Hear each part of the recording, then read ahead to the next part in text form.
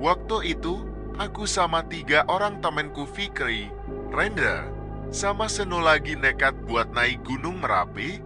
Sebenarnya bukan pendaki serius sih ya. Kita cuma anak-anak kota yang lagi pengen cari suasana baru, sekalian ngecamp di ketinggian, ngopi, sambil foto-foto buat update Instagram. Rencana awalnya juga sederhana, naik lewat jalur yang udah umum, lalu turun lagi besok paginya. Tapi ternyata, dari awal perjalanan, ada sesuatu yang bikin langkah kita jadi agak berat. Bintang di pos awam kita ketemu seorang bapak penjaga, umurnya sekitar 50-an. Kulitnya legam, wajahnya keras, tapi matanya tajam kayak bisa baca pikiran orang. Dia sempat ngeliatin kita lama banget, lalu bilang pelan, "Kalian lewat jalur mana?" Aku jawab sekenanya, jalur yang katanya lebih sepi biar nggak banyak ketemu orang. Saat itu, aku ngira jalur sepi itu lebih enak buat nyantai. Tapi bapak itu langsung narik napas panjang, kayak orang mau ngomong sesuatu yang berat. Kalau lewat jalur itu, jangan iseng mendekat ke gua batu yang ada di tengah hutan. Itu tempat angker, sudah dari dulu, katanya serius. Kita semua refleks, ketawa kecil, bukan maksud ngeledek. Tapi ya, kupikir itu cuma cerita klise buat nakut-nakutin pendaki biar gak ngawur. Rendra malah sempat nyeletun, "Gua angker, Pak." Wah, kayak di film-film ya, Fikri nambahin, "Siapa tahu di dalamnya ada harta karun." Kami semua ketawa, sementara bapak itu masih tetap pasang muka tegas.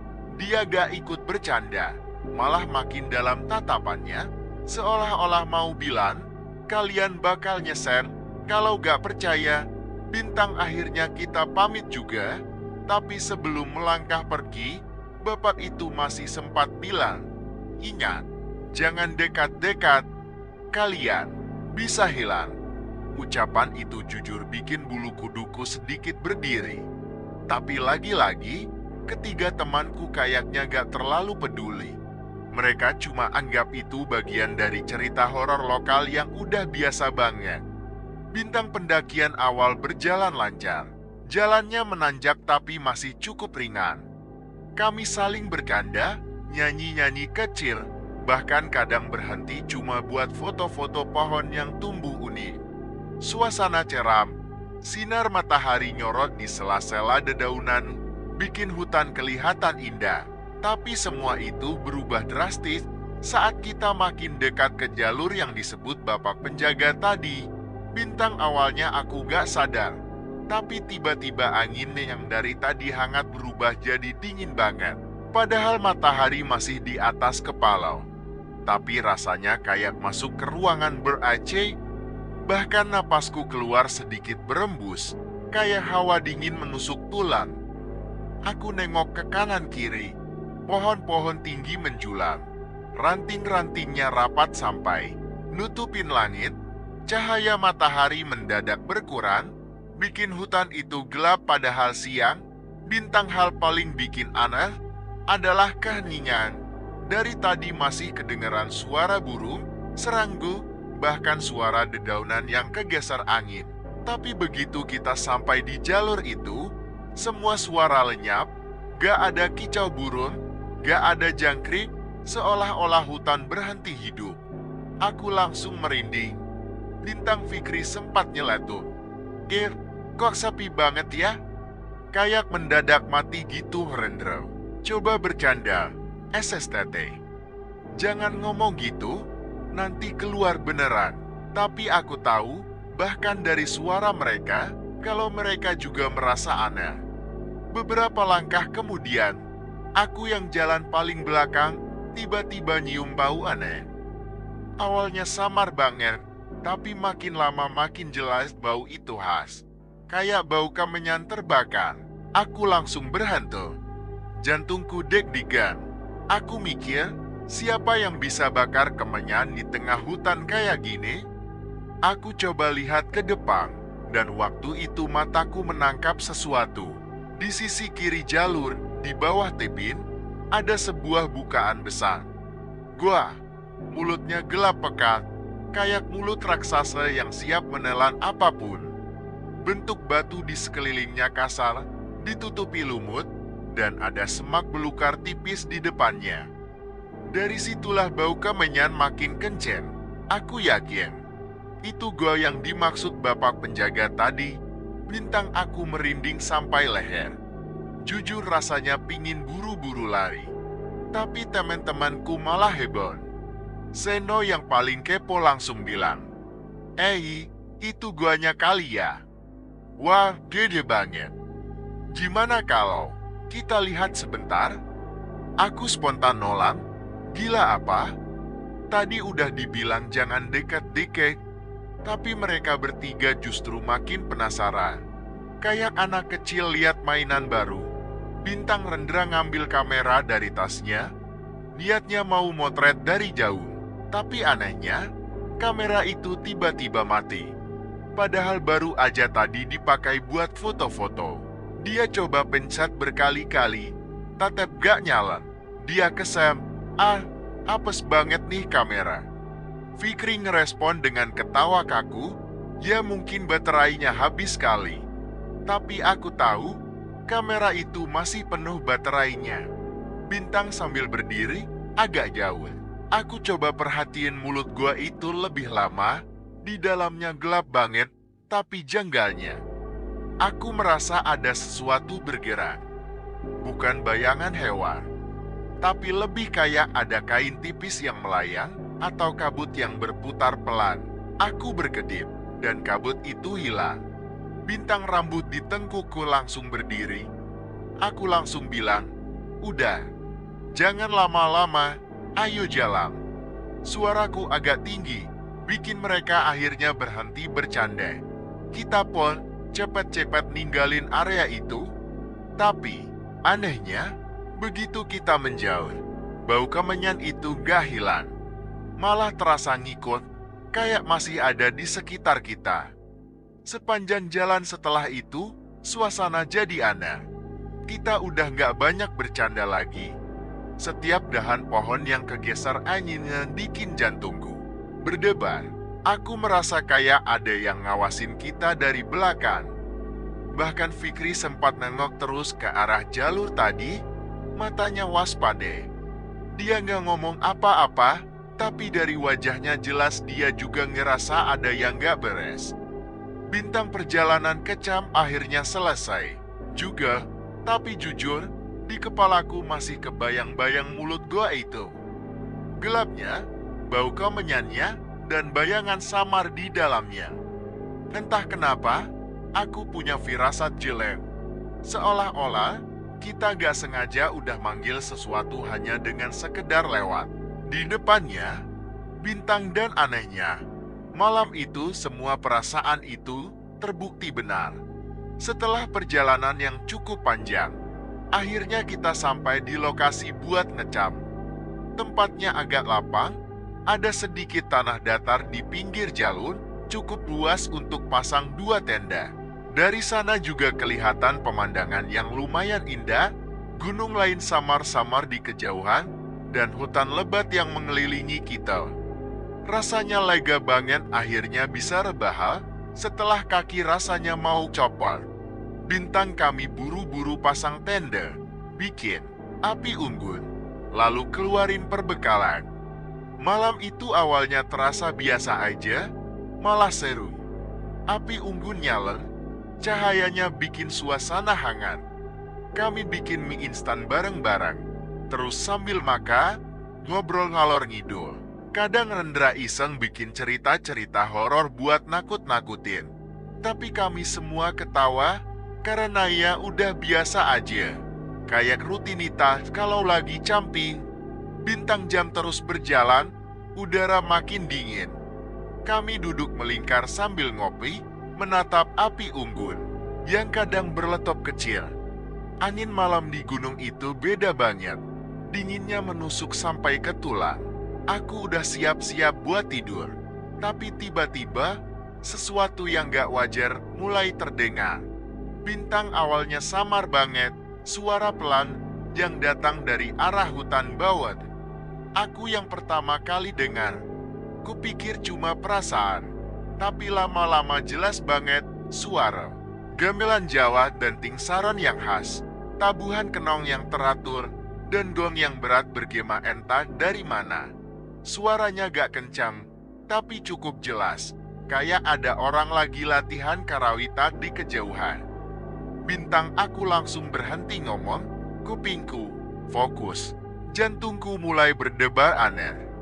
Aku lihat ke arah teman-teman, ternyata mereka juga dengar.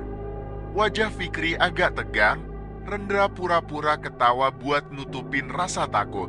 Terus dia bilang, ada yang bawa tap kali ya? Atau ada acara? Nada suaranya kedengeran bercanda, tapi aku bisa ngerasain itu cuma temen. Karena jujur, siapa coba yang iseng bawa gamelan atau tape ke tengah hutan, apalagi tengah malam? Seno yang dari tadi kelihatan antusias malah senyum-senyum sendiri. Dia bilang dengan santai, gimana kalau kita cek aja? Biar tahu beneran ada apa enggak.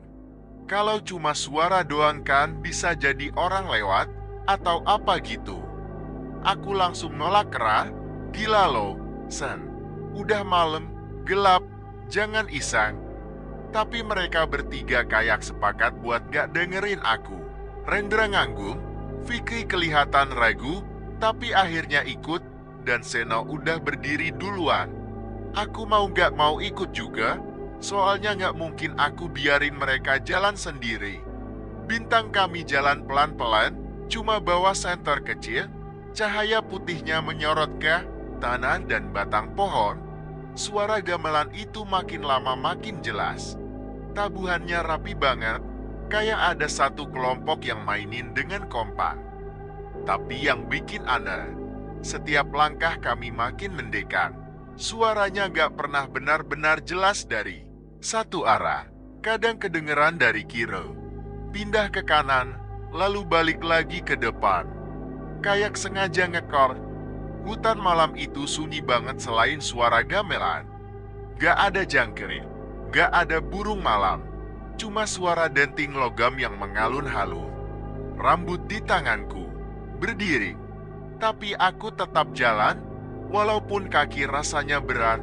Bintang sampai akhirnya kami berhenti di depan sebuah jalan setapak yang menurun. Dari situ, samar-samar aku bisa lihat pepohonan lebih rapat, dan di kejauhan ada bayangan gelap yang besar, seolah-olah mulut gol. Aku langsung tahu, itu pasti arah yang sama dengan gua angker yang disebut bapak penjaga pos tadi. Jantungku langsung berdegup kencang, sampai telapak tanganku dingin. Aku langsung bilang, udah, jangan diterusin. Itu pasti dari gol. Suaraku agak keras, tapi ketiganya malah saling pandang.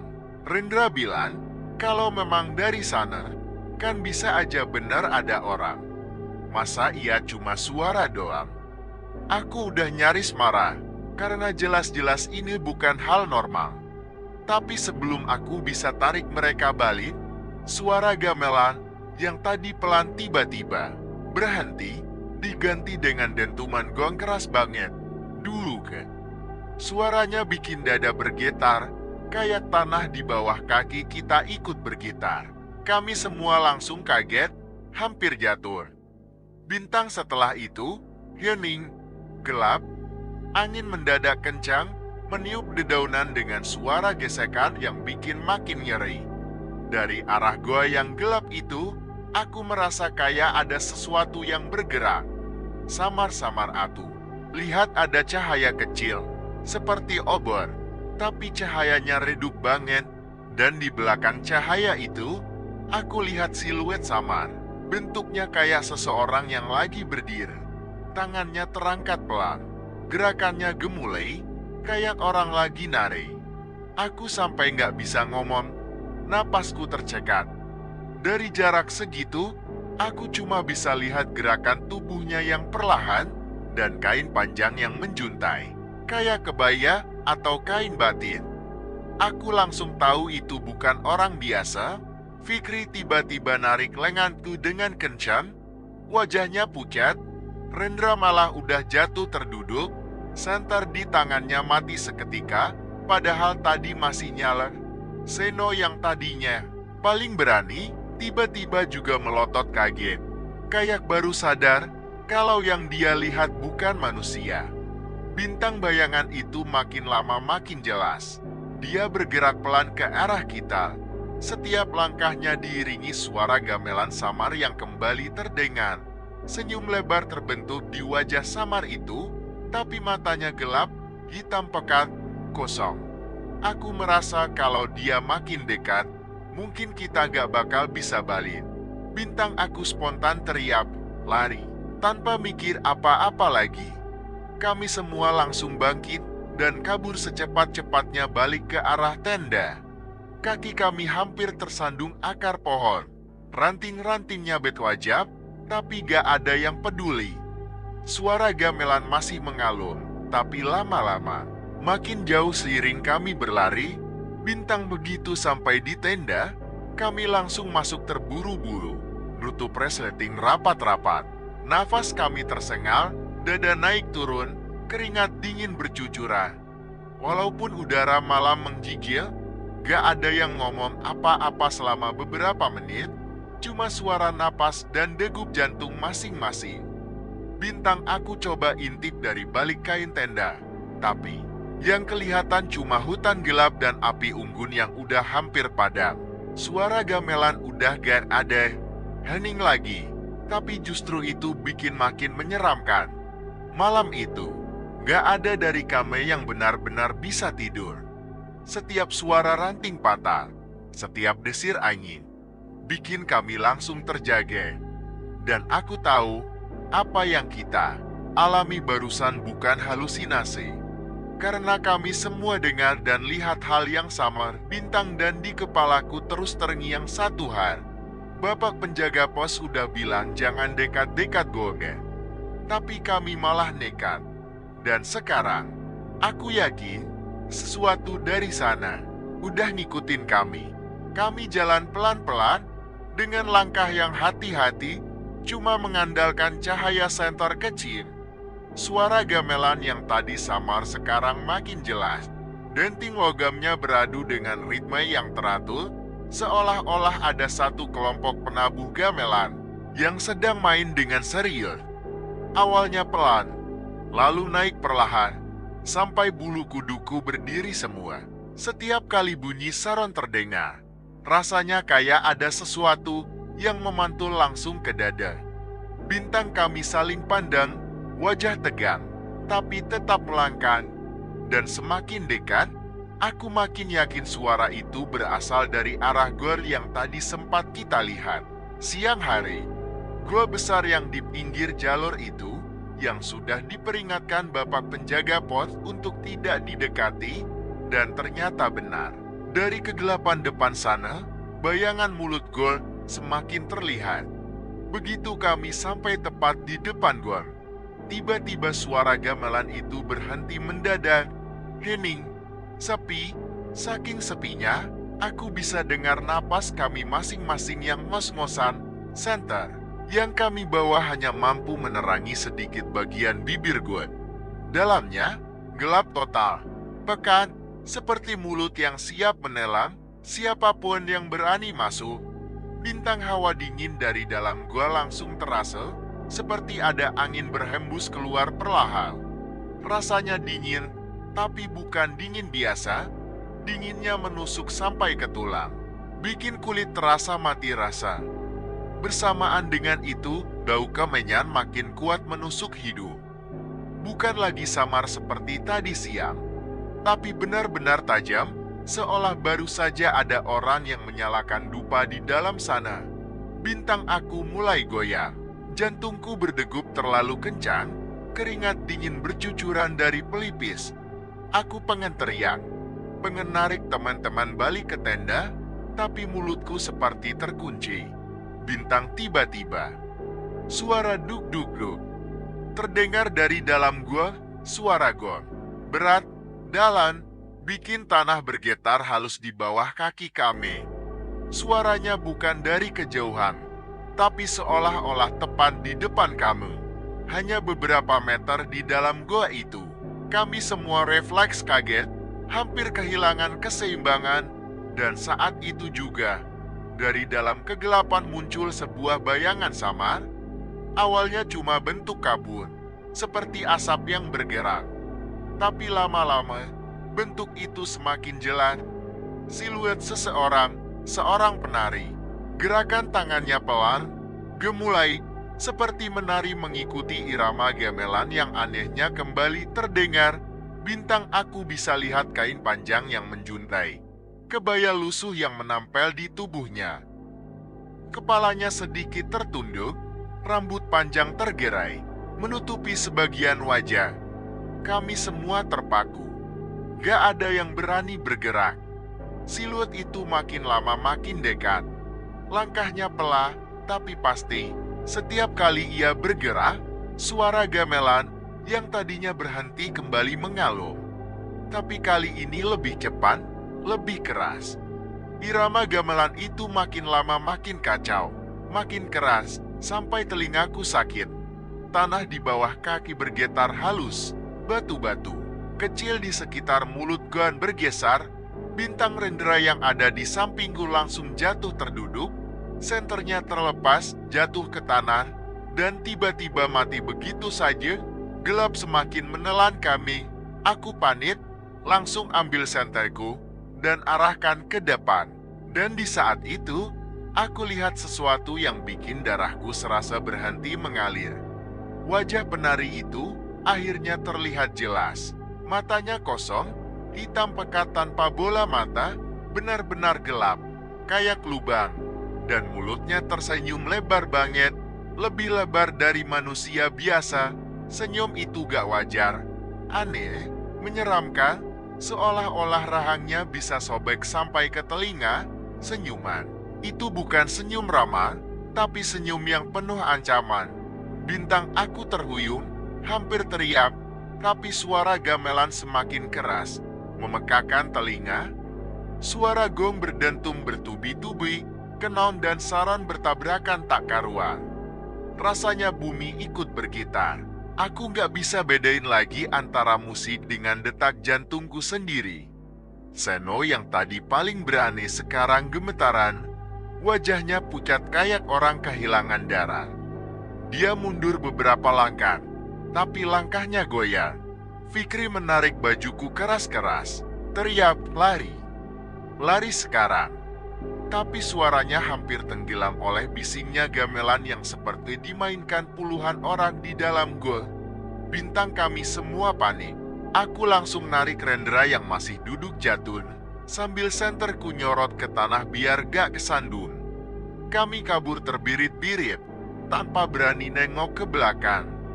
Aku gak peduli apa yang terjadi di belakang kamu, yang penting cuma satu, pergi. Sejauh mungkin dari gua itu, Bintang, suara gamelan masih terdengar mengejar kami. Awalnya keras banget, tapi semakin kami berlari, suaranya jadi makin jauh, makin samar. Nafas kami ngos-ngosan, dada serasa mau meledak. Aku hampir jatuh berkali-kali karena jalannya licin dan penuh akar. Tapi rasa takut jauh lebih besar daripada rasa sakit. Bintang, begitu sampai di tenda, kami semua langsung masuk dengan tergesa, resleting ditarik rapat-rapat. Kami jatuh terduduk di dalam, napas tersengal, tubuh gemetar. Api unggun di luar sudah hampir padam, hanya menyisakan bara merah kecil. Gelap mendominasi sekeliling. Bintang, hening. Kami saling pandang, tapi gak ada satupun yang berani ngomong. Mulut kami terkunci, hanya suara napas terengah yang memenuhi tenda. Aku coba intip sedikit dari celah kain, tapi yang terlihat hanya hutan. Gelap, sunyi, seolah-olah gak ada apa-apa yang terjadi. Tapi aku tahu, apa yang kami lihat tadi bukan mimpi, bukan halusinasi.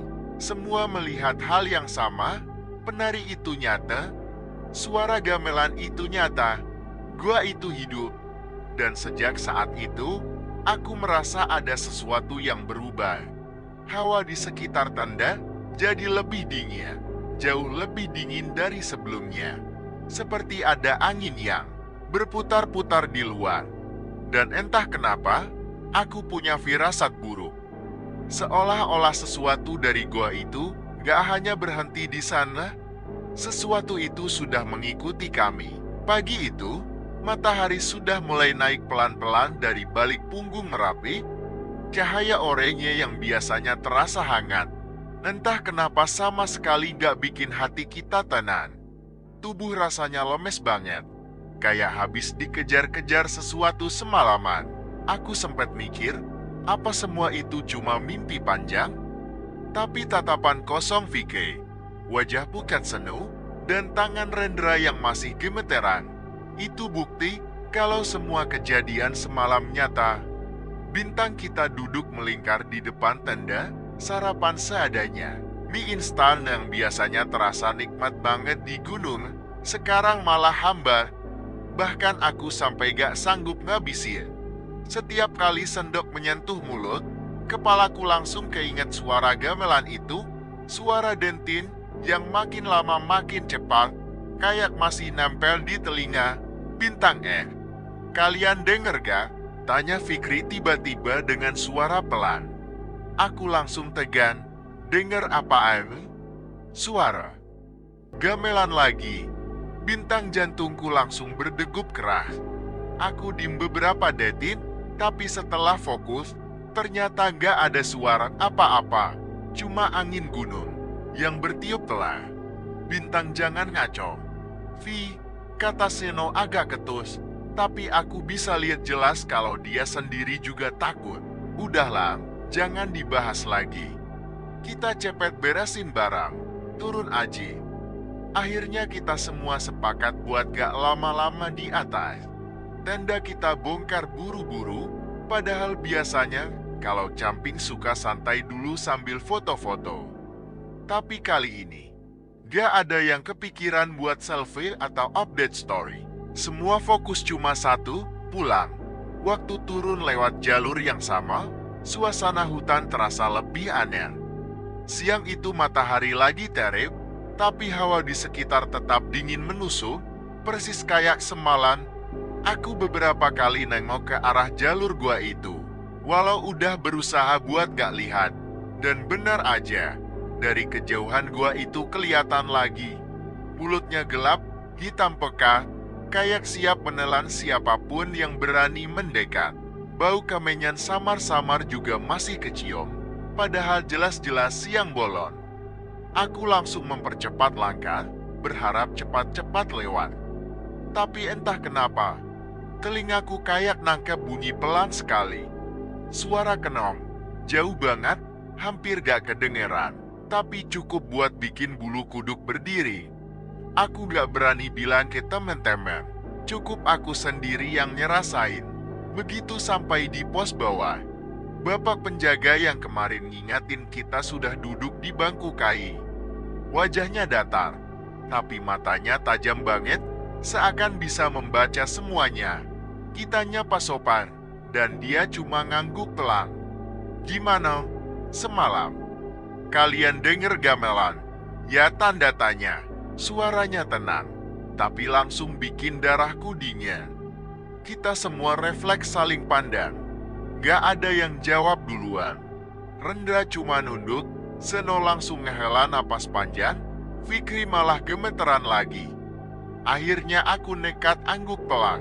Bapak itu nutup mata sebentar, lalu ngeluarin hembusan napas panjang.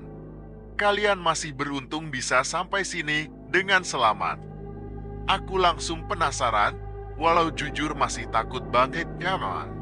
Apa sebenarnya gua itu, Pak? Tanyaku hati-hati. Beliau menatap jauh ke arah jalur hutan. Suaranya agak berat waktu menjawab. Gua itu bukan sembarang gua dari dulu, sejak zaman leluhur, tempat itu dipakai buat sesajen. Bukan sembarangan sesajen, tapi untuk persembahan. Khusus, dulu, ada ritual sakral di situ, gamelan, tari, kemenyan. Semuanya bagian dari pemanggilan. Bintang aku langsung merinding dengar kata-katanya. Pemanggilan apa? Aku gak berani nanya. Tapi bapak itu ngelanjut. Arwah penari sakral masih ada di sana, menjaga, mengulang ritual yang sama, malam demi malam. Meski manusia sudah lama meninggalkan, siapapun yang berani mendekat, apalagi kalau ada niat iseng, biasanya nggak akan bisa pulang. Bintang aku dan teman-teman langsung terdiam. Rendra sampai nutup muka dengan kedua tangannya. Bintang, untungnya kalian cuma lihat dan dengar. Itu sudah tanda kalian diperingatkan. Jangan pernah lagi coba-coba ke sana. Bapak itu bicara serius banget, sampai kita nggak bisa jawab apa-apa selain manggut-manggut. Perjalanan pulang ke rumah rasanya panjang banget. Biasanya, habis dari gunung, kita suka cerita seru, ketawa-tawa, atau putar musik keras-keras di mobil. Tapi kali ini, sepanjang jalan cuma hening. Sesekali ada yang nyeletuk, tapi langsung tenggelam lagi.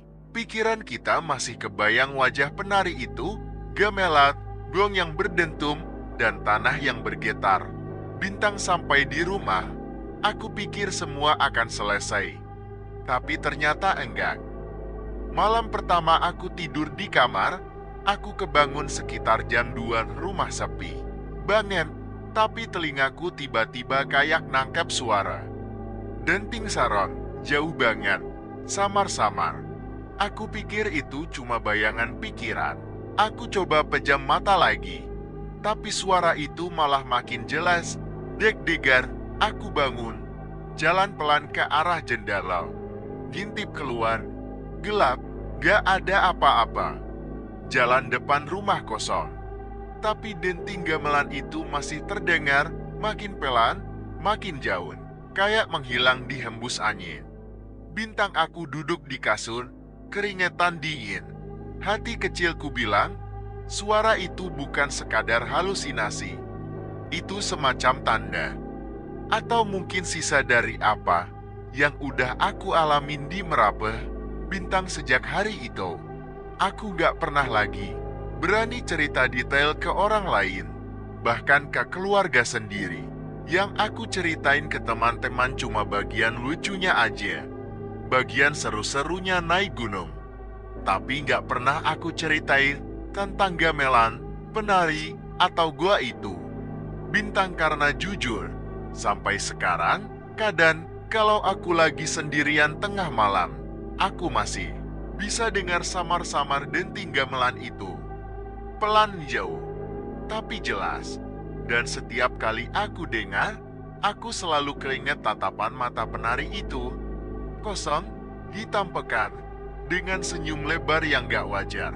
Bintang, kalau suatu hari kamu naik Merapi dan tiba-tiba dengar suara gamelan di tengah malam, jangan pernah ikuti arahnya, karena mungkin itu bukan suara manusia.